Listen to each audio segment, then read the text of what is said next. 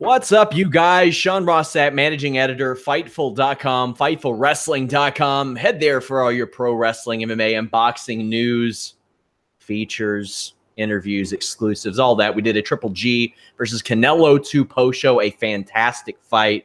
Carlos Toro had some amazing insight on that. Check it out at FightfulBoxing.com or just Fightful.com. All over the place. I am joined tonight, September 16th, by Alex Pawlowski. You all see him on our post-Raw, post-Smackdown shows. Alex, how are you? I'm struggling. I'm struggling after the end of that, but we'll talk about it as we get through in this thing. Make it seem much more bleak than it really is. I'm a prisoner of the moment. What can I say? Yeah. I'm also joined by Jeff Hawkins, who was recently killed on air on our Smackdown post-show podcast, but is able to zombify himself and come back on Sundays here and there. Well, and Saturdays. Saturdays. If you didn't have to go live, I'd be fine, an hour later. But Sean Ross Sapp, I'm happy to be here on Bengals Talk. Let's do about 10 minutes about that. And I'm really liking goth teenager Alex Pawlowski tonight. This is gonna be great. So well, let me tell you. This is Alex Pawlowski. He's covered Raw for 2 years. That's true. So, this is Alex Pawlowski at this point. Yeah. Guys, please visit Fightful.com. I'm going to run a contest soon based on story comments. If you comment on a story there, we will interact with you. We'll chat with you. Just leave your thoughts on the story. That really helps. We've got those forums. Want to get those up and rocking. And, of course, we have the FightfulSelect.com premium service. Head over there. Poke around. There's probably some stuff you're going to like. Well, let's talk WWE Hell in a Cell. When Renee Young was moved into her commentary role and Coach was moved onto a pre-show panel, I thought it's probably a better fit for him. And as it turns out, I think it was a much better fit because I tweeted, I don't know how the math works on this, but Coach, Otunga, and Rosenberg together, I thought were pretty good on the pre-show. Alex, were they less insufferable than usual to you? I just kind of faded into the background. I usually feel like Renee's got a little bit more enthusiasm to her stuff to keep it moving. Coachman was very subdued, he is, but he tried to bring a lot of knowledge or whatever. But I mean, and also it felt like Booker T didn't have the same level of energy that he had with Renee. So it felt like there was just very, very level-headed. No. But yeah, it was just one of those things. Listen, I found out about 5 minutes before the pre-show started that they were going to put Rusev Day versus New Day on the pre-show. And I was just like, these poor guys can't catch a break. And so I was kind of watching the pre-show with that in mind, considering that they were just basically talking about all these matches that I pay attention to week after week. And so I know the matches are happening.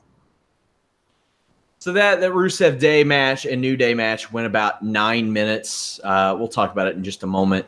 Baron Corbin talked to Mick Foley backstage about his duties tonight and rejects Mick Foley's advice as a general manager. Foley always has this look on his face of I wonder if I'll get respected tonight. And he never does. Alexa Bliss has a good backstage interview with the panel. Otherwise, harmless pre-show. We did get the WWE SmackDown Championship match, New Day against Rusev Day. I post my match ratings. They should be up in about 40 minutes. But New Day defeats Rusev Day at what I thought was a really good, really fun match. It felt longer than 9 minutes, but Jeff, watching this, it made me want more babyface Rusev Day. It didn't make me want a split. Well, that's when I saw you tweet that's what's funny to me because they work baby in the ring, but everything leading up to it is heel. So you know what? I'd love a nice 15-minute match with these guys, really telling some sort of story instead of what has become a very entertaining but very, for lack of a better term, I'm going to say predictable, but not really predictable, kind of New Day style tag match where everybody kind of gets certain spots in, but I liked the match a lot. I'm hoping they don't break them up. I was expecting Aiden to screw it up somehow and then Rusev to thrust kick him after the match. But I think, you know what, it kind of shocked me that they said, oh yeah, and in Australia we're facing the Bar. I was like, okay, we're just going to move on like that, huh? Okay. Yeah, the team that didn't win the tournament gets a title shot on the bigger show. Yeah. How does that make any sense? So there's a couple of early tornado DDTs and some good hostile hot tags from Big E and Rusev. This makes me want a Big E versus Rusev like 13-minute sirloin beef sons of bitches exhibition. Hoss fight. And a damp rag for my forehead just to wipe myself down afterwards. Big E does that goddamn YOLO dive.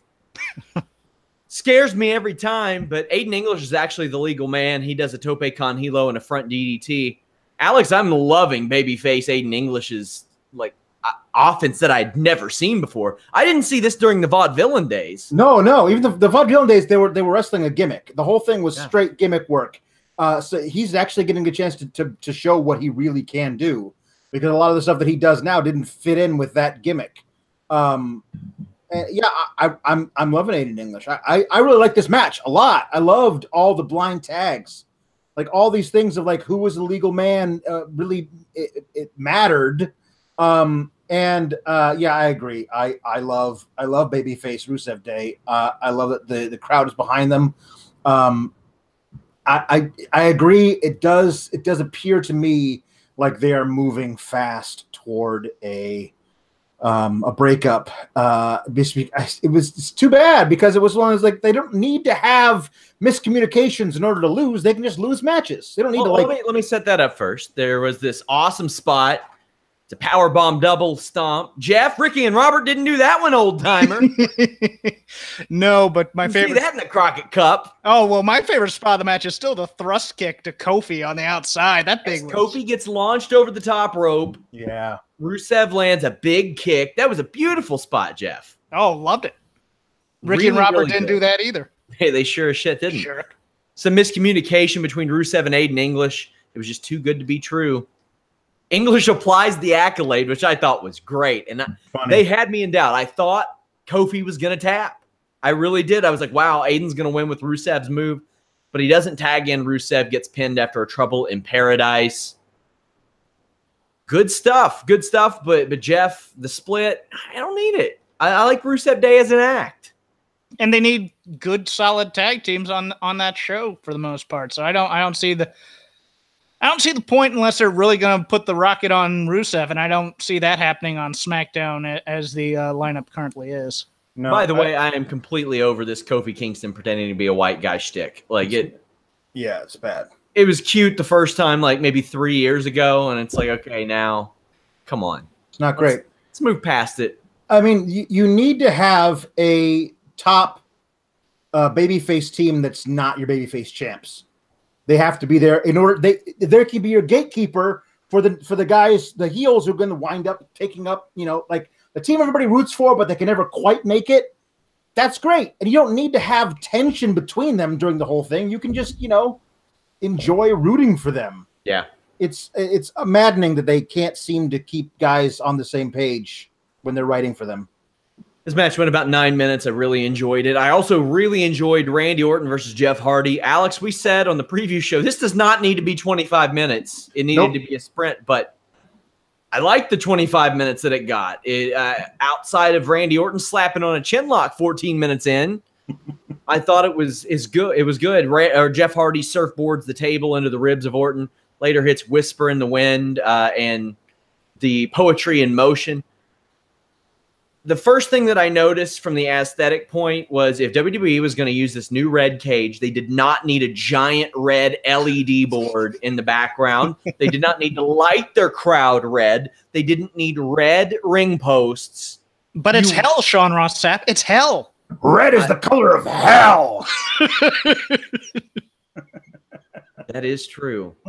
That is, or at least as far as what we're told. Yeah. Yeah. Oh, man. There's an Orton superplex and a Whisper in the Wind that didn't finish anything off. But then Orton does this front suplex into the ladder that was really cool. Then he beats the piss out of Jeff Hardy with this chair and makes sure that his mesh shirt is off so it will hurt a lot more, Jeff. Oh, yeah. That thin piece of polyester. Going to protect him. Well, you have to. So then the spot happens. Let's talk about the spot. Okay, we have to. Randy Orton's had a lot of ear play lately. He's had a lot of ear play. So he reaches under, and you just know what Jeff Hardy's thinking. He's like, that's the sound of a tool chest falling down the stairs. A la Daniel Stern, Home Alone 2, Lost in New York. Only it goes much worse for him than Daniel Stern. Randy Orton sticks a screwdriver. Do you all know if it was flathead or Phillips head? It looked like Phillips head to me. Looks like Phillips. Yeah. All right, Phillips head. And then twists it. Kind of, Alex, like you do a vice. Yeah. And as we know, nothing's stronger than a vice. But this was a beautifully gross spot, Alex. Yeah. I mean, I wouldn't say beautiful. Once I realized what he was doing, I just turned away. I didn't. Come on. I didn't. A little queasy with weird things. Come on. Not blood, but like no, seriously, just the idea of I have a giant hole in my earlobe, and some big dick is gonna put his like, what?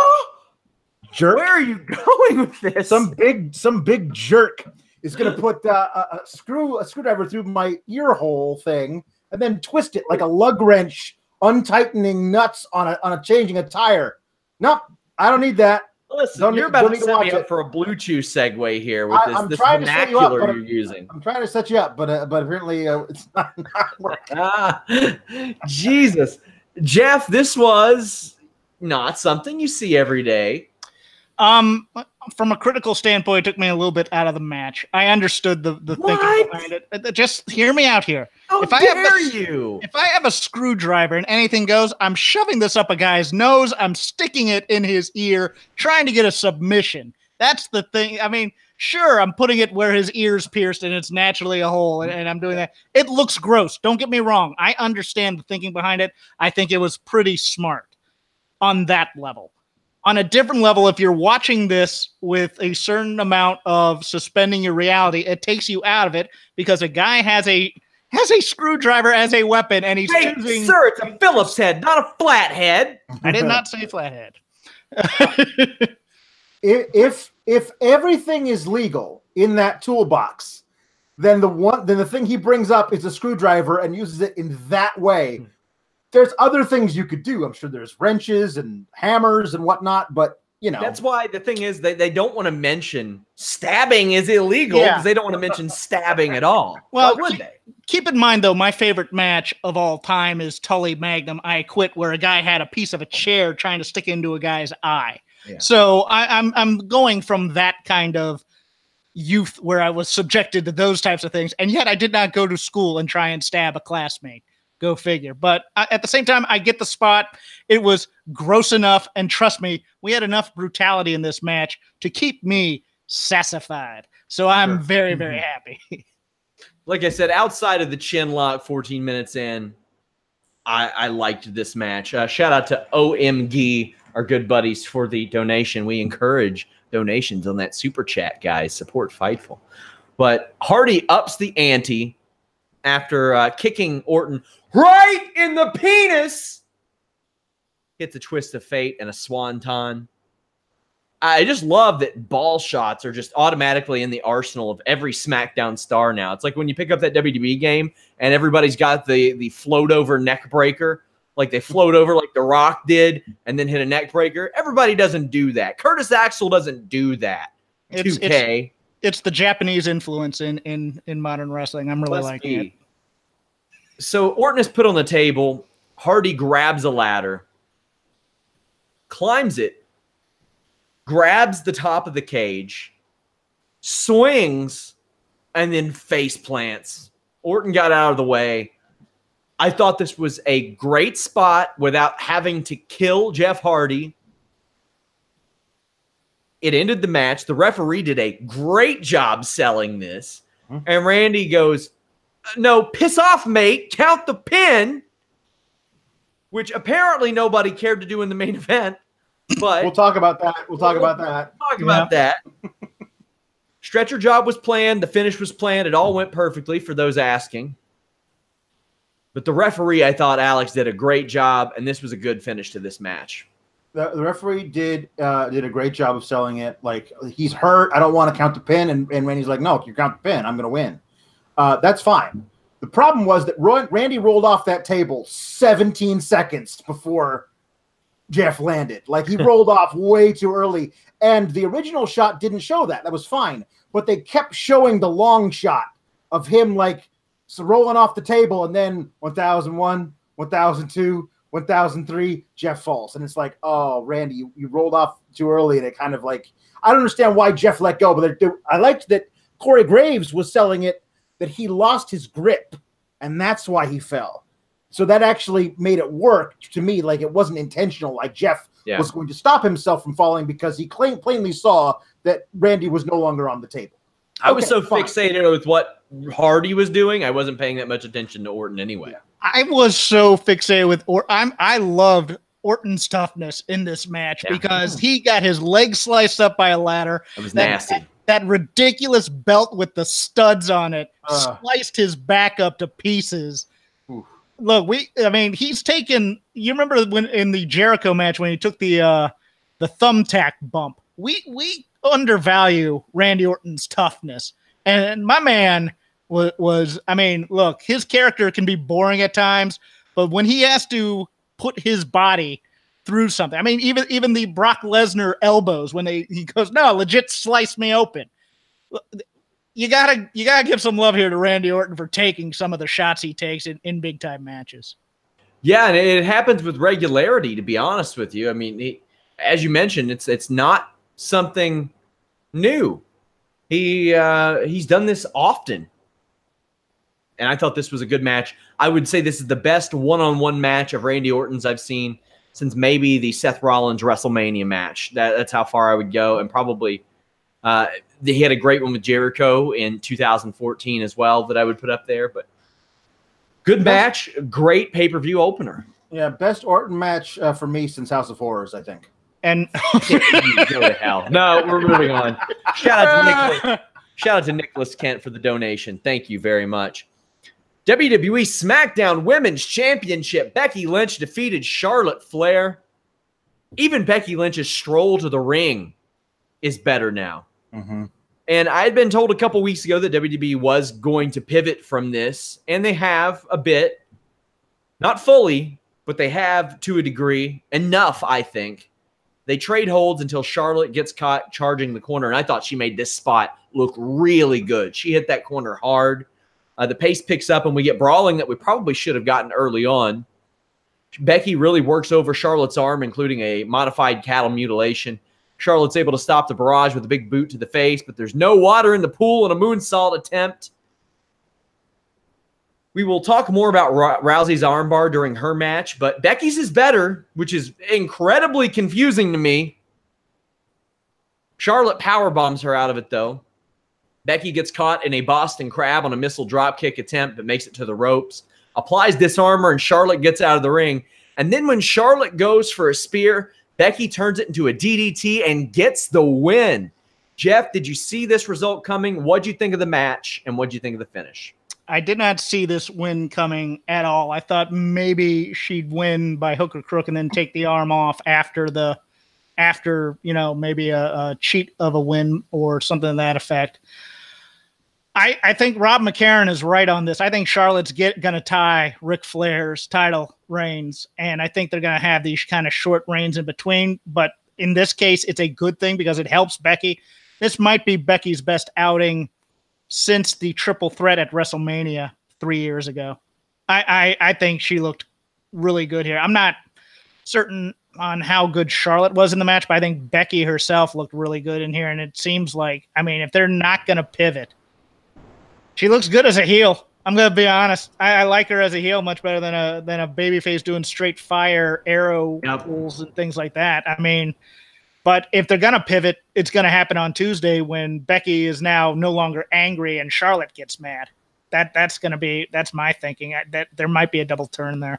I think they pivoted enough to make me satisfied with this. I don't need Charlotte to be a heel. I just need Becky to not be written to insult the crowd's intelligence, because we saw the poll where WWE was like, did you really have Becky's back through all this? And it was 93% yes. I halfway expected them to be like, but really, did you? Are you sure? Well, the positive, if they are pivoting in some way, and it's just kind of like a mild type of tension between, is that you can get to horsewomen versus horsewomen now without the lines being drawn. I don't know if that's still the plan, but it'd make a lot more sense than what Nikki Bella stuff they're working on.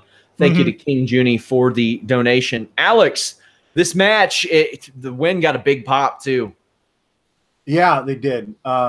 This was the match that a lot of people I know, and myself included, cared the most about on this card, because it was the possibility was there for this to happen. I didn't think they would actually follow through, but I'm amazed that it did, and I was anticipating the possibility of it. I did not think it was going to happen the way it did. Becky just being super smart about it and countering the spear into the DDT, as you said. There was one thing that was kind of a constant through both women's titles matches tonight. Was either selling forever, and then when it's required that your bad shoulder that's been worked on the entire night, when you need that to like deadlift somebody into a power bomb, that's fine, and then go right back to the shoulder. I hate when that happens.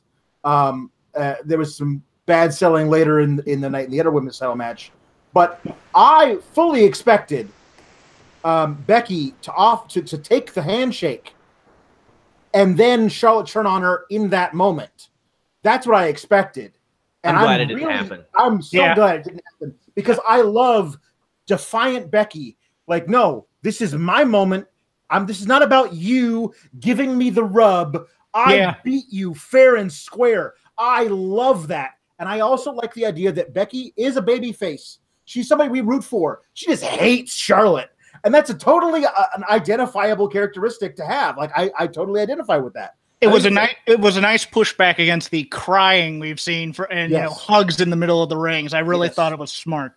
Yes. So, they're almost the comical comparisons where people were calling her like female Steve Austin and stuff, and that's not the case. But I mean, you don't have to have her out there stomping mud holes and throwing out stunners and cracking beers, but she can, like, without saying it, be like, I don't trust anybody. Trusting people is what got me into this mess to begin with. And I like that. When Charlotte tried to shake her hand, she said, "You're not going to take my moment from me again." And I like that, because to people like us who break this down, look back at Hogan Warrior. What's the talking point that Hogan has put out there ever since then? Well, brother, they were all watching me leave instead of watching him celebrate. And how Hogan kind of on the fly went in there and gave him the title. Becky was like, no, we're not doing that.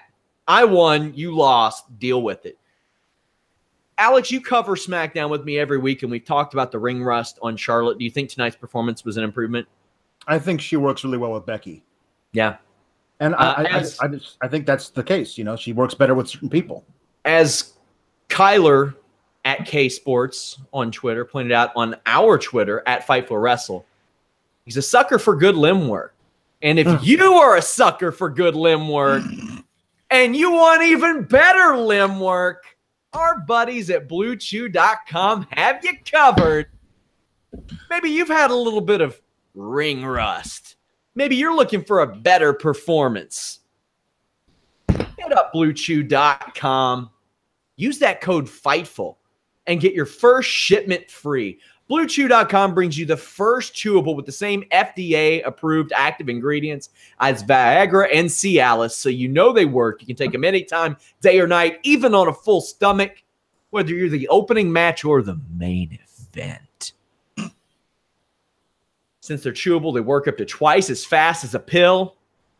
You can be ready whenever the opportunity arises. They are prescribed online and shipped straight to your door in a discreet package. No in-person doctor visit. No waiting at the pharmacy, no more awkwardness. They are made in the USA, and since they prepare and ship direct, they're cheaper than a pharmacy. BlueChew.com. Use that code FIGHTFUL. Just pay $5 shipping. You don't have to need Blue Chew to use Blue Chew and really get the benefits. Maybe you just don't have that confidence, my friends. Maybe you spent a few months on the shelf and you're looking to get back at it. BlueChew.com, code FIGHTFUL. Hit them up at GetBlueChew on Twitter. Let them know you heard about them from us and that you like the segues. Hot dog. Good match. I enjoyed it. I'm interested to see where things go on Tuesday night. Also, speaking of interested, Dogs of War defeated the Shield to retain the Raw Tag Team Championships. Jeff, this was some damn good tag team action. I thought so too. I thought, we've for the main roster, there hasn't been a lot to talk about on the Raw side compared to, say, the Usos and the New Day, Rusev Day having great matches here and there. I mean, we thought we were going to get that with the Revival in the mix, but we didn't. So, and NXT's been killing it with Undisputed Era and Mustache Mountain, that feud. I thought this possibly tag team match of the year on the main roster. Alex, Dogs of War win. So they had that little bit of heat going, but man, this has really revitalized Dolph Ziggler, yeah? Oh, 100%. I do like it a lot. It's one of those things where when somebody asks you to like give a snapshot of the past couple of years of Dolph Ziggler, there's that point in there where he was added to a United States Championship match for no reason, won it, and then gave up the title and went away for a while saying the title wasn't good enough for him.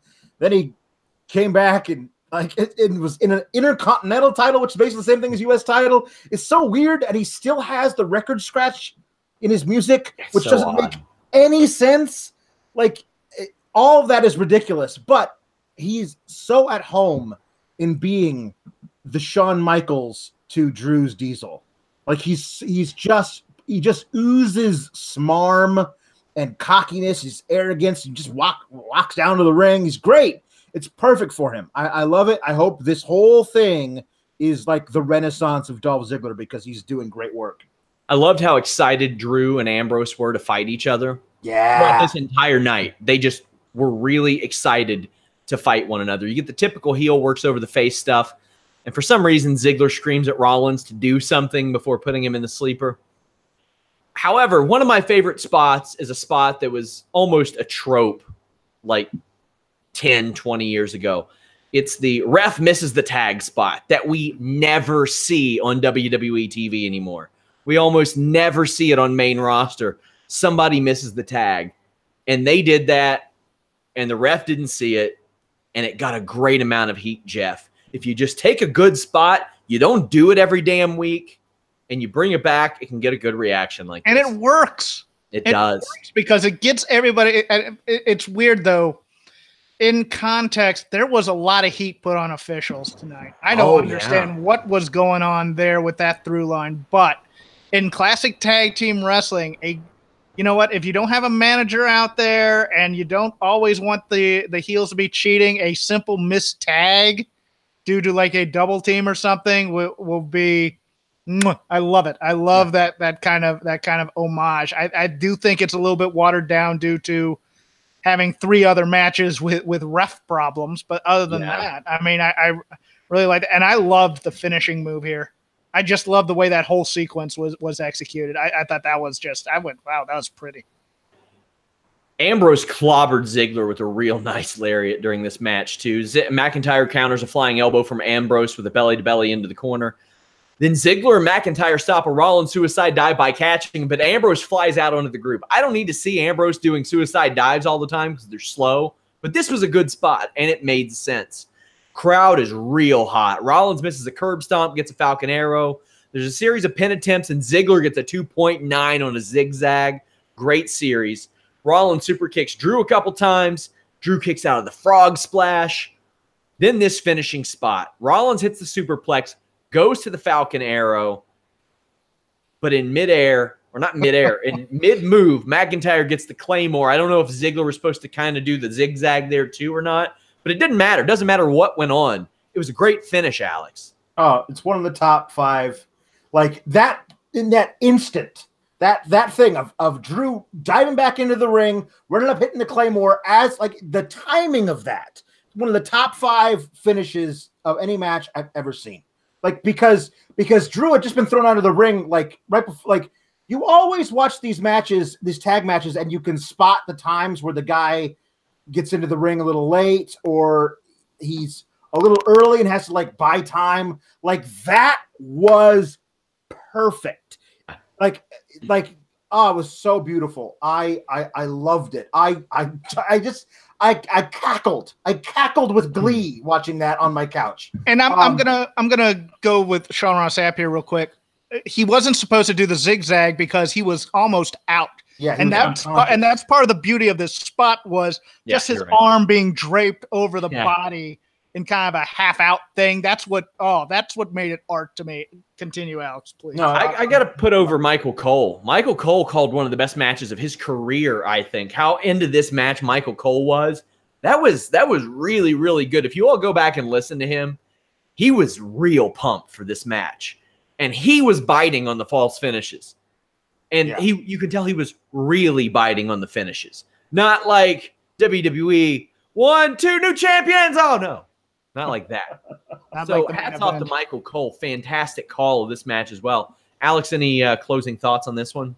I did want to say the missed tag by the ref, that was a Revival staple during their run in NXT. Mm-hmm. And they used to set that thing up brilliantly, like on purpose. Not in weird, but like, here is the spot where we're going to do this move. Like they would do like hand signals to set it up. It was so great. And I loved seeing it here on the main roster because the Revival never get to do stuff like that. So somebody else can take it and use it because it's a great spot. Jeff, anything else? You know what? Going back to Alex's first point, I'd really like to see Ziggler with the handcuffs off with Drew, like just cutting like an old school 80s promo right into the camera to see how much heat he could get. Because I think this type of thing, if they wanted him to be a bigger star, which I think Drew's the star of this act, don't get me wrong, but if Dolph had the ability to cut kind of an off-the-cuff, cocky, smarmy promo, it would make this act with just Drew smirking behind him so much. I compare their career trajectories to kind of like the APA, where Ron Simmons was the guy who was the world champion and JBL was the guy who was going to become the world champion. Even though while they were a team, I don't think anybody except for WWE for a brief moment ever expected that. Guys, if you all don't know our podcast schedule, rather, we go post-Raw, post-Smackdown every single week, Monday and Tuesday. Wednesday is Listing Your Boy with myself and Jimmy Van, the founder of Fightful.com. He provides a very unique bit of expertise from a business perspective. You all got to check that out. We have guests. We do things a little bit differently on that show. Also, we have the Fightful MMA podcast every Tuesday, 2 p.m. Eastern. I talk to MMA insiders James Lynch and Showdown Joe. Joe has 20 years of experience covering MMA. He's a licensed ref and judge. And James Lynch talks to dozens, if not hundreds, of fighters every month. He gets more pro wrestling scoops than most wrestling journalists, and he doesn't even cover pro wrestling, which is kind of amazing. Also, we have a complete slate of Fightful Select podcasts. If you all want to check those out, that is over at FightfulSelect.com. It is our premium service, kind of an add-on if you all want to support us a little bit more. One of those shows is the 205 Live NXT Mae Young Classic review from Mr. Warren Hayes. This week, since all of those are going to be on Wednesday, we're going to bring you that show for free as it airs at 10 p.m. Wednesday night. So tune in right after Mae Young Classic NXT 205 Live and chat it up with Warren Hayes as he reviews that show. Up next, AJ Styles defeated Samoa Joe for the to retain the WWE Championship. Jeff, I saw you mention on Twitter, it's very clear Vince likes this promo. They showed it on the pre-show. They showed it on the regular show. Something about it made him laugh. And the response, somebody asked me, does he like it enough to give Joe the belt? And I go, he may like it enough to give Joe AJ's family in storyline because that's his sense of humor. That is right down Vince McMahon's alley. But yes, you can tell somebody is sniffing their own farts over that promo because they really loved it. They didn't even bother to play AJ's. They just played that one. after you posted that, I sent a message to someone within WWE, and I said, Vince likes that, huh? And all they said was, to say the least. And I was like, oh, there we go. Okay. Makes sense. So I'm super glad that this didn't kick off with a headlock, because so many of AJ Styles' matches where he's been kicking a guy in the balls back and forth, you go in there, you slap on the left-handed, slap on the old headlock, throw the left foot in front of their body, and just crank it. Oh, well then you get down on your knee and you really crank it because it's a grudge match. That didn't happen here. It started with some really good brawling. There's a specifically great sliding knee from AJ Styles on the apron that I liked. Joe caught AJ midair outside with a kick, then threw him into the stairs. AJ takes that stair spot as well as anybody in wrestling. Then there's this really violent suicide dive and a collision inside the ring. After fighting back, Styles lands a moonsault reverse DDT, hit it beautifully, got knees on a lion salt. Joe followed up with the power bomb and the Billy Goat's curse.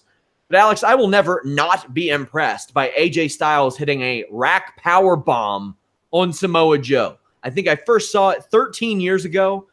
We had the TNA Unbreakable retro review as actually a free preview of the Fightful Select service on Fightful.com. And I'm still impressed 13 years later. Maybe more impressed now considering the age of the guy. Oh, yeah. No, these guys, they work so well together. They put on an absolute clinic tonight. What I loved about this match, more than anything else, was the fact that Samoa Joe did not resort to cheating in any way in this match. Not real underhanded tactics, just fought the guy, and AJ fought him back. There were times when each guy was legitimately in control of the match, and each guy was legitimately fighting from underneath, but it never felt like it was like written to be that way. It felt like these are two guys having a real fight back and forth. And there were times where Samoa Joe looked like he was overmatched at certain points. And it was really cool to like watch him come from behind to like get big moves. And then AJ would respond. It was a back and forth, a perfect match for much of it. I really, really loved it. The finish is interesting, and we'll talk about that, I'm sure. We will. So Joe clobbers AJ with a clothesline and is able to block a Styles clash and the calf crusher. He throws a really awesome enziguri that just cracks AJ. Oh, so good. Styles is somehow still able to do a 450, springboard 450. Joe catches AJ in the Kikina clutch, but gets pinned. He is livid at ringside, says that Styles tapped. Let's talk about up to that point. Jeff, what do you think of the match? Loved it. I also think that the blood came in handy too for a blood feud, even though it was an accidental. I guess Joe may have like punched him in the nose accidentally or something. I loved everything about this match too. Yeah, it was fantastic, man. It was hard hitting. It was the type of match that these two guys needed to have. Now, my issue was more than anything with commentary, except for Corey Graves. Corey Graves was like, guys, I saw him tap. And Tom Phillips and Byron are like, not tough shit. Yeah. And I'm like, whoa. And the ref decision's final. And I'm like, when do you hear real broadcasters say, who cares about the evidence? Who cares about what's right? Who cares about the Moving on. real call? Let's talk about based refs call being final. Does he have a ball I can hold? I at some point you expect Tom Phillips to go fake news. Yeah. And I'm sorry. Like, I don't understand. Shouldn't these guys, like, have people they root for, but when confronted with visual evidence, they should be like, no, that's true. I see that he did tap. What I love about this thing is that it's great. Like, this is the reverse angle fuck finish, as we call it, is a classic. I love the reverse angle one because it used to be like a thing where they would actually have to go and find the videotape and like it would take forever to like cue it up or whatever. But now we have just, there's a reverse angle there. And here it is. I like that later they dealt with it in the way they did. But I will say this. this seems to be the only way that you can beat Samoa Joe when he's got you in the coquina clutch. He has lost to Finn Balor this way. He's lost to somebody else in the same way. Just recently, basically, Shayna Baszler does the coquina clutch, the Kirifuna clutch, and she lost to Kairi Sane in this exact way. Like, it's a thing that this finish, which I love, is now becoming a tad bit ubiquitous, and I think it might lose its specialness when a guy wins, like, it's the Bret Hart one up against, who did he beat that way? Up against Bret Hart pinned a guy when he was in Steve Austin, Survivor Series 96. Yeah. I think he beat Piper that way too. Yeah. And that's the thing that it was so, those finishes are legendary. Yeah. And I don't think it should be a thing that happens all the time, because then it doesn't seem as special. But I'll reserve judgment until they start having Samoa Joe lose every match that way from now on. Well, let's put it this way. I on the Smackdown show when I was still on it, and you, Alex, and Sean Ross Sapp. Yes. We've been begging for subtlety in storylines, and they don't usually pull it off all that well. And this one, you know what? I hadn't even noticed the tap until they showed it, and you're just like, "Wow, they By really design. pulled that. They pulled that off. Perfectly done. They pulled it off. They had the right camera angles. They didn't show it all. It didn't show all that well when AJ did it.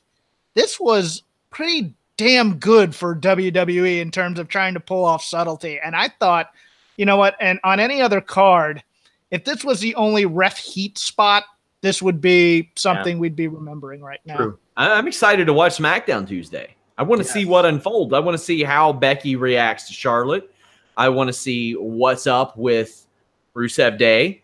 I want to see how this unfolds. However, they already did make the match for Super Showdown. Joe wasn't happy. He said, no, I want it sooner than that. But Paige continues to look great as a general manager, because Joe's yelling at her and she's like, don't fucking talk to me like that. To this behemoth. Yeah. She's just straight up like, ayo, bitch, shut your mouth. I'll give you your match. You deserve it. So Paige looks confident. She looks strong. She looks respectable. And Joe respected her after that. He was like, yeah, okay. And they have a match. It must be a winner at Super Showdown. Any thoughts on this, Jeff? Yeah, no, I haven't really thought that far in advance. I don't know. Try 2 days away from the event and then still don't think that far in advance because it's Super Showdown. Yeah. I mean, I just think all the Aussies are going to lose on that card. That's all. That's the only thing I'm thinking about. The Iconics and Buddy Murphy are both losing. Yeah. Are they even booked? Are they booked? Buddy Murphy's booked, right? I know that. Yeah, the Iconics are going against Asuka and Naomi. Yeah, I'll look at the card a week before it happens. Yeah, no, this is going to be the house show blunder down under. It's just going to be. I'm convinced. I'm like we were trying to do crazy mathematics far in advance of the Greatest Royal Rumble to figure out how it might not be a house show, and then it was a house show. Yeah. So I mean, I'm expecting the same thing with this. I would love to be proven wrong, but I just don't think that's what's going to happen. I think at the very least, they do have Miz and Daniel Bryan for the WWE title shot, which the way that I look at it is this. You can't leave that show feeling ripped off yet. Right. Because somebody's getting a title shot and there's no conclusion after that show that it means absolutely nothing. Mm-hmm. Because if you remember, Alex, I was like Charlie Day with the board on It's Always Sunny in Philadelphia. Before that, I was like, they could switch this title and move it back. And because of the shakeup, the rematch here, rematch there, and they could go really intricately in this for Greatest Royal Rumble. They didn't do nothing. You had a title change, but it was by default there because the titles were vacant. Yep. There we go. Miz and Mrs. defeated Brie, Bella, and Daniel Bryan. Miz tries to run from Bryan, but Miz tags out to Maurice, who just tags him right back in. This is a lot of smoke and mirrors. Miz is laid on a Hurricane Rana cell after getting knocked off the top rope. But Daniel Bryan, the thing I took the most from this San Antonio crowd, he was very over with them. And for a guy who has been kind of just made a guy as opposed to the guy, Jeff, I thought that the level of over this guy was for a tag match that you knew was going to be smoke and mirrors was pretty impressive. Yeah. This is the point of the show where it kind of goes from outstanding 2 thumbs up to meh, it was good. Yeah, but Daniel Bryan, I mean, I commented on this week. Has there ever, I mean, when he was set to come back, he was going to be the most over guy on the roster, and now he's just a guy on the roster. And it's, you know, these live pay-per-view crowds will keep that heat up there. But I still don't know if they know what they have in the guy. I really don't. They're using him with you know, to help plug reality shows and things of that nature. I think they do, but I think they want to manufacture the same thing that they got naturally. Not even just got naturally, that they got in spite of their decisions years ago. I think they're trying to manufacture that again. I don't know if Miz is the guy that can manufacture that, because by now, most of the people that are going to have that type of reaction kind of respect the Miz for what he does. They'll go along with him as a heel because he is the wave as a heel. He's really great, but this is the blood feud that never happened, and everybody's kind of waiting for the next feud for Daniel Bryan. I think that's the problem here in many ways is we have a certain expectation, especially the people who are huge Daniel Bryan fans. Oh, you got Joe, you got AJ, you got all these guys, and say, okay, we're gonna put him with the Miz. Great. Let's see the angry blood feud, out of control. These two really hate each other type of feud, and you know we've been kind of subjected to. Let's get the wives into it. Yeah, we got the wives involved in reality TV stuff. And I got to say, Maurice, I love her as a performer. Like, I think that years ago, from a body language perspective, she got it when a lot of the women on the roster didn't. But Miz gets punched in the schnoz when he tries to stop Brie. This is after Miz had trolled Brie with yes kicks, and Maurice had broken up a yes lock, essentially.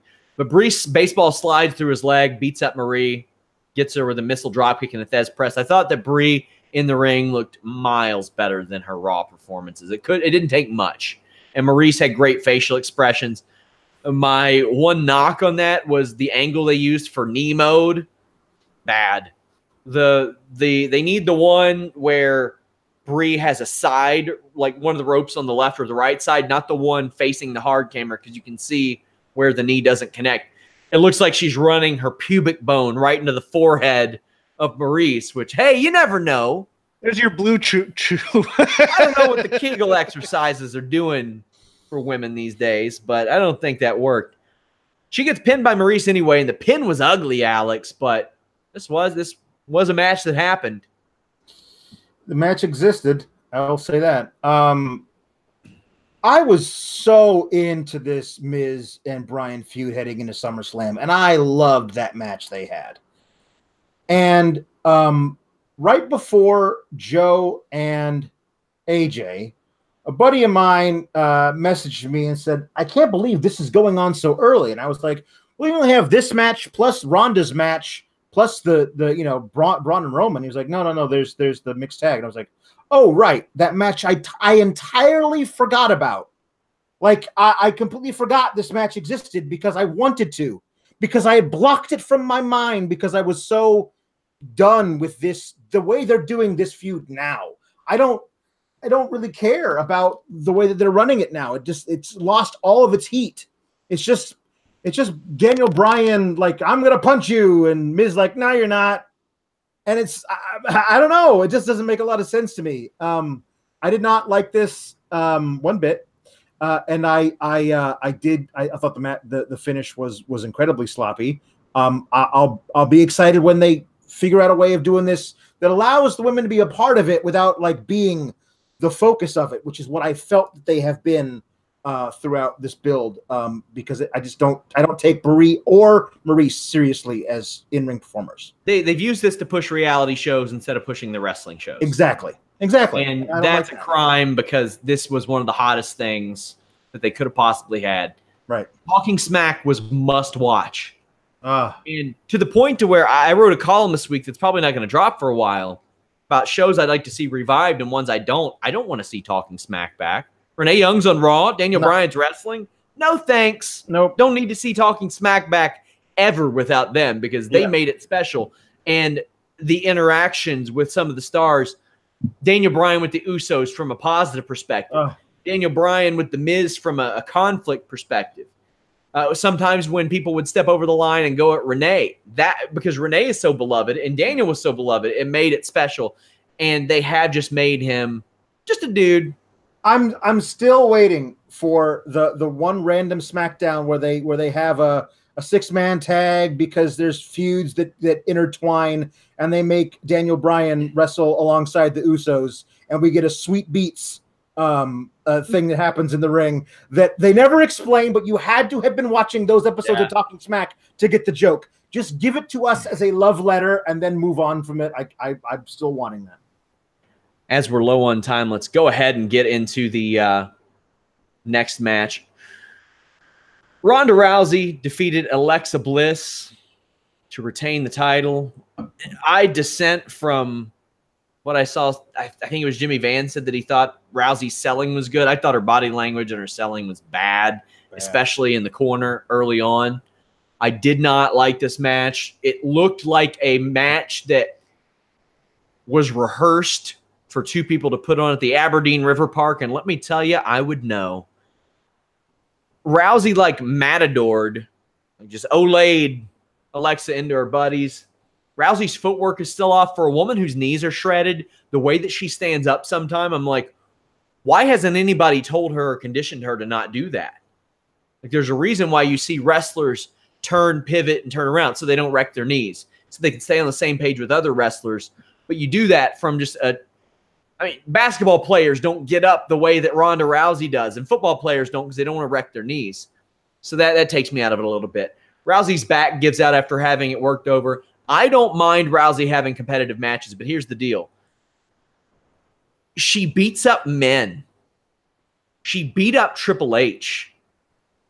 And Alexa Bliss is a skin of her teeth champion who's booked remarkably like Carmella. I almost expect her to have a feud with Heath Slater next. But we're supposed to buy that Ronda Rousey's having trouble with her. But what's Alexa doing that's out of Rousey's depth? Is she striking to the spine? No. Is she ripping at one finger, which you can't do in MMA? Is she doing any of the things that Ronda Rousey shouldn't be accustomed to? No. The lazy booking, I don't think, just extends to the Riot Squad Absolution parallels. I think it's with Alexa Bliss, too. I think this was their attempt to give her the Carmella-Charlotte match, but it wasn't. It was not that. It's not all bad. I thought that Rousey had one of the smoothest goddamn backslides I have ever seen in my life. She just turned around and yanked Bliss right into it. I've never seen one that good. And that gut-wrench powerbomb she did was filthy. That was impressive. However, that armbar she's doing, I'll break it down in a moment. But, Alex, your thoughts on this match? First off, I want to say, for the crybabies come at me, she's 25 matches in. Oh, yeah. 25 matches in, she's unbelievable. For where she's at in her career, it's insane how good she is. And that will preface everything I say after that. Did not like this match one bit. I do not like the way that they you have this really special thing that you've decided to just book all your other babyface champions. I don't understand why you would do that. Also, you're running back the same thing where you had a feud between Alexa Bliss and Nia Jax, and you had to find a way for Alexa Bliss to make the match competitive. So you had Nia Jax sell throughout the entire match until she finally won. And this thing, I guess they were trying to set it up in weeks prior with, she's got bad ribs. But if you actually watch the video package setting up this match, it's all over the place where the ribs are she's selling. She's selling the ribs on her left side of her body throughout all the matches leading up to tonight. And tonight it's all on the right side. So are all of her ribs bruised? Every one of them? Why is she doing cross-body presses? Why in God's name would you do a running cross-body if you have bruised ribs and that's not even part of your normal moveset? It's ridiculous. Why? And I don't blame either one of these women who are in this match. It was agented like shit. It's totally unbelievable. I did not like it at all. Jeffrey, your thoughts? I don't think Ronda's ready for prime time. I think she does some good moves and she has some great transitions, but look, Shayna Baszler. I like her. Shayna Baszler spent 2 years working the shimmers and the shines. and and working with the Mercedes Martinezes and working with the Nicole Savoys and working and honing her craft. Ronda gets put up here, and she's put with Alexa Bliss. Look, Ronda has bad gear. I think she needs new gear, and Alexa Bliss does not need to be kept strong. I don't understand this thinking. No. Alexa Bliss's gimmick is that she's a small, tiny, pretty girl who can talk smack and can occasionally win a match. That's the gimmick. She doesn't have to. She's not a world beater. She's not Casey Catanzaro. You don't need her to have a 50-50 match with a person who's a UFC champion. From the personality perspective, I see her almost like a female Edge. She is an opportunist. Yes. She runs her mouth and she figures out ways to win. I think this booking is counterproductive for her. She's a bit Flair in the late 80s, maybe early 90s more so, where he was losing every match and could talk. But Alexa is a personality. She doesn't need to be kept strong in terms of wrestling credibility necessarily. She doesn't need to be made into Carmella, but she doesn't need to be made like this. You have enough outside interference to do that, but having a 50-50 match, look, have one spot where she takes advantage of hurt ribs. That's all she needs. But look, Ronda's, and here's the thing that bugged me most of all, a little bit. The talking. There was a lot of talking throughout this whole card, but especially this match where it felt like she was almost giving commentary for her own match. It's like, why is there so much of this now on the main roster? Because it used to be just a couple of performers. Now everybody's doing it. It used to be outlawed. Yeah. They used to not let you do it. So I don't know. Let's talk about this goddamn armbar because everybody's been hitting me up about it. This is your thing. I'm going to back off. Far be it from me to tell Ronda Rousey how to do an armbar. Get the feeling she's a little bit better at them than me. A little bit. This armbar, I don't know if it's her or they have her do it. I've asked multiple people and haven't gotten an answer. She's doing this armbar that doesn't make any sense. The arm is back like this, and hey, maybe it works. Maybe it's painful, but the way that they have her doing it makes it look like it's not applied. Because the idea is you get your elbow past the crotch of the person doing it and avoid it being hyperextended. Rousey loops her arm around the wrist and essentially is working the elbow. But we've seen it a million times. People know you get on your back, raise your shoulders up off the ground, use your crotch essentially as a fulcrum. You bend the elbow. We've seen it from Asuka. We've seen it from Becky Lynch. We've seen it a million times. Alberto Del Rio used to do a damn good one. I don't know what's up with this, but it takes me out of it a little bit. It's weird. And I hope that Ronda goes to them and says, hey, I can do these. I can do these safely. I can work it. I can shoot it. Let her do it. Main event time. There is no result to this match. It is a WWE Universal Championship match and Braun Strowman's Money in the Bank cash-in, which just raises... Boy, I usually put an hour limit on this, and we're at 58 minutes. We ain't getting this done in an hour. Special guest referee Mick Foley. So first off, I want to ask this. Money in the Bank cash-in. Why? Special guest referee. Why? In Hell in a Cell. Why? More referee heat. Why?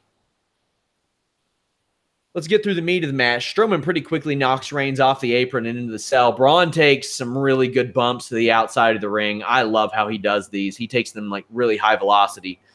Reigns grabs a kendo stick and a chair to attack Braun, but Strowman's able to catch them both. And as is tradition, he gets posted. Strowman hits a choke slam off a Superman punch attempt.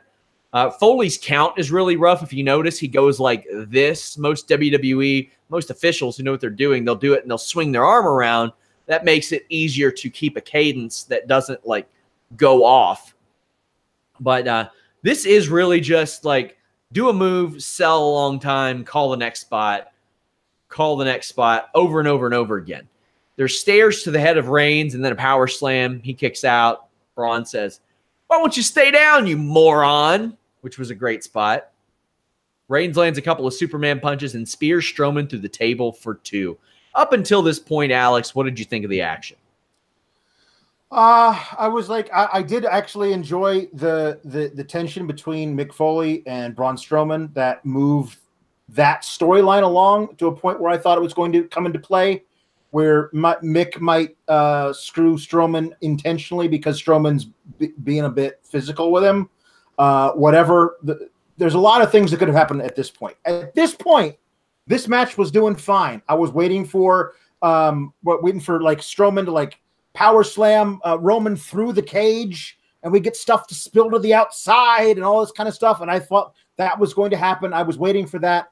I did not know that the spear through the table in the corner was going to be the last move that either man did to each other. And I'm pretty sure the match lasted another 10 minutes. Yeah. Yeah, man. So let's talk about that 10 minutes. Dogs of War show up. They get attacked by Rollins and Ambrose. Also, Jeff, I wanted to point out, the new LCD monitors are not as dramatic to pull out of the announcer's table as the old CRT ones. They're not. To the point to where I think McIntyre just smashed one. He was just like, Rollins and Ziggler are fighting on the cage. McIntyre follows. Ambrose does too with the kendo stick. There's this double clothesline spot with Ambrose and McIntyre. Jeff, I screamed. I was so scared of what was going to happen. I was happy the top of that cage held. Me too. Me too. Look, this whole thing, we were kind of expecting it. I was expecting maybe to go all over the place a bit. I hated the Rollins Ziggler table bump spot. I just felt it was ludicrous. It was contrived. You could hear them ask if each other were ready. It just did not look organic at all. I just went, They just why does the cage need to be that high? If you're going to climb down half of it, why does it need to be that high? Why are you climbing up it to begin with? Like Corey Graves says, Ziggler's trying to get away from Rollins. I'm pretty sure there are other means of egress than climbing the cage. Like, I understand why then, like, okay, once it's Rollins and Ziggler up there, I understand why Drew climbs it, and then I understand why Dean climbs it after them. I don't understand why they go up there to begin with. WWE wrestlers at Hell in a Cell, women in horror movies. Yes. Always go upstairs. Always go upstairs. Don't go in there. You're so stupid. Don't go in there. Oh, God. Bitch, get out the cage. Bitch, get out the cage. Get off of the cage. You don't want to be up there. Oh, man. Oh, man. So they fall off good 20 feet up. Totally. Brock Lesnar is here. Kicks the door off the goddamn hinges. That was a very cool looking spot. I thought he was just going to pick up the cage door and beat them with it. Instead, he does something equally as ridiculous by going Saturday Night Slam Masters mode and picks up a table and breaks it over their backs. F5 on Braun, F5 on Reigns, onto Braun. Lesnar's back. We had reported this earlier in the night. His deal has been extended a little bit, although the plans were not firm heading into this weekend. Jeff, your thoughts on Brock being back in the fold when we thought we were rid of him? Good. I don't want to see him do UFC. I don't want to see him embarrass himself for a round, get winded, and then maybe punch himself out. I liked everything about this Brock thing except for the logic that this is Hell in a Cell, meant to keep two people in the cell locked in, and then a guy comes in, destroys both of them, and we don't get a finish. I wanted a finish. I don't care who pins who after that. You have plenty of talking points. I want someone pinned, and apparently the live crowd hated the ending to this match. But I loved the beatdown, although it looked like Brock wasn't really taking care of either guy with those table shots. Especially the last one on, I think it was Braun, where he's just writhing in pain. I felt for him. Brock looks like he's in the USADA testing program, though. He looks very slim and trim. Got that beard, though. Yeah, he got the beard. We skipped a plot point where, for some reason, Paul Heyman maces Mick Foley. Why is Foley in the match? Why is Foley even in the match? If anybody could have done the counts that Braun Strowman got mad at, anybody could have done that. He didn't. He added nothing to this match whatsoever. And then Brock comes in. He hits him with the table. He F5s him, and then the new ref comes in and immediately calls the match over. Listen, we've seen both Braun and Roman take all kinds of punishment from each other over the past year and a half that was not anywhere. It was so much more than what we saw tonight. The fact that they couldn't continue. Like, here's the other thing. Earlier in the night, we had a guy fall off the top of the cage, ribs first, through a table, and they made the ref count a pinfall in that match. Later on, we got an update from the medical center, and he was coughing up blood. So, like, whatever's happening with Braun and Roman, they weren't coughing up blood. There's no reason for this match not to have a finish at all. I'm sorry. Do we not have 13 authority figures in the back that could possibly comment on this in any way?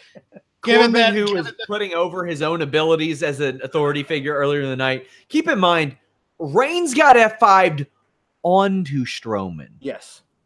And I had somebody with the balls to say to me, "Oh, but nobody could get up." Well, you wait until they can. Yeah, exactly. It's the be all end all. It's there funny. A time limit? It's funny that this Saturday I recorded a FightfulSelect.com retro review that will go up next month with John Baez and Mr. Warren Hayes, and we covered One Night Stand 06. ECW, Extreme, Hardcore, Sabu and Rey Mysterio take a nasty spill outside, and you got the guy from the New York Commission come out and say, no, they can't fight anymore. And we're like, what? Wait until one gets up. It's ECW. This is Hell in a Cell. Yeah. They painted the damn cage red to make it look like it was hell. Yeah. Here's the thing. The WWE will say the reason they did this was to make both guys look strong. All three guys look strong. All three guys. Well, especially, though, Braun and Roman, who are so strong, they can't stand up and finish a match. After they've been taking a nap inside the cage for 15 minutes since a simple spear through a table. Like, Roman speared Strowman through the table, and Roman couldn't get up. Well, that keeps him look strong. Like, God, this was so pointless. It didn't make any damn sense, and I don't know where it's going, and I don't know if I care. Well, here's where it's going. It's going to Australia, where we have the first in our series of 6-man tag matches. Oh, goddamn. Like, this is fine, which is going to be a good match and a lot of fun, but will also be pointless and lead nowhere. Oh, I want Mick Foley doing his Bronco Lubitsch impression all down there. If that's dated, but watch old world class shows, and there's this ancient referee who gets down on all fours to make every count and just kind of does this like 1, 2, 3. I want Mick Foley to referee every one of these matches in this series. They do have 10 matches confirmed for Super Showdown. Triple H versus Undertaker, Bryan versus Miz, Lashley and Cena against Elias and KO, the Shield against Dogs of War. The mega athlete Bobby Lashley, to add another terrible nickname. God, I want 7 of those matches on this card to be Braun and Roman. With AJ defends against Joe, Bella Twins and Rousey against the Riot Squad, Cedric defends against Buddy Murphy, New Day against the Bar, Asuka and Naomi against the Iconics, and Becky Lynch defends against Charlotte Flair. Oh, burn. We have post-Raw, post-Smackdown shows. We have Listen Your Boy Wednesday, 3 p.m. Eastern. And don't forget our full slate of Fightful MMA podcasts. As a whole, I thought this was a damn good, damn fun, and damn enjoyable show. Jeff, what will you think of years down the line when somebody says Hell in a Cell and you say, what? And then you look it up on Wikipedia. And I'll say the first 2/3 of the show were fantastic, and the last third brought it down a little bit, but did not dampen my enthusiasm. Alex, you are much less enthused. How do you feel about this? I don't know why the last match happened. I don't know why the main event in the Hell in the Cell. I don't know why it happened because we're right back to where we started. Except for now, Brock's back, which everyone was so excited to see him gone, and now he's back. Hooray! I'm looking forward to your episode of How Did This Get Made? I did love the first 2/3. The last 3 matches just made me go, what? So, guys, show me a little bit of love. I have a new column about Renee Young up on Fightful.com. Also, the latest edition of Making a Finisher. It's my new series where I talk to wrestlers and go inside the psychology of how they develop their finish, why they use it, who takes it the best, who takes it the worst. Maybe sometimes it went smoothly and not so smoothly, and even some of their old ones. My first guest was Adam Hangman Page talking to Rite of Passage and how he modified that with Young Bucks. The next one, or the one that dropped today, was Raven talking his even flow DDT, his Raven effect DDT. And we also have videos out on those as well. And his immediate reaction when I said, who took it the worst? And without even blinking an eye, he said, oh, Sandman, he sucked. That was probably my favorite part of that entire series that we've done thus far. Check that out. It's something a little bit new, a little bit different I'm doing. If you all subscribe to Fightful Select Tier 2, you had access to those months ago, weeks ago in some cases. But check it out. Jeff, let the people know where they can follow you on social media. I am at CrapGame13. You can follow my show at Shake Them Ropes. Alex? You can follow me at Pawlowski the 4th. I'll be right back here tomorrow night and Tuesday night asking myself the same question. Why the hell are we watching this stuff? If you all are in the mood for more Hell in a Cell talk, check out our friends at Pro Wrestling Unlimited. They cover the Fightful Wrestling Weekly every week. They will be at Fighting Spirit Unleashed. Stuttered there. Check them out. They are over like 115, 120,000 subscribers strong. Thank you, guys. Follow me at Sean Ross Sapp. Follow us at Fightful online, but visit Fightful.com. We're out.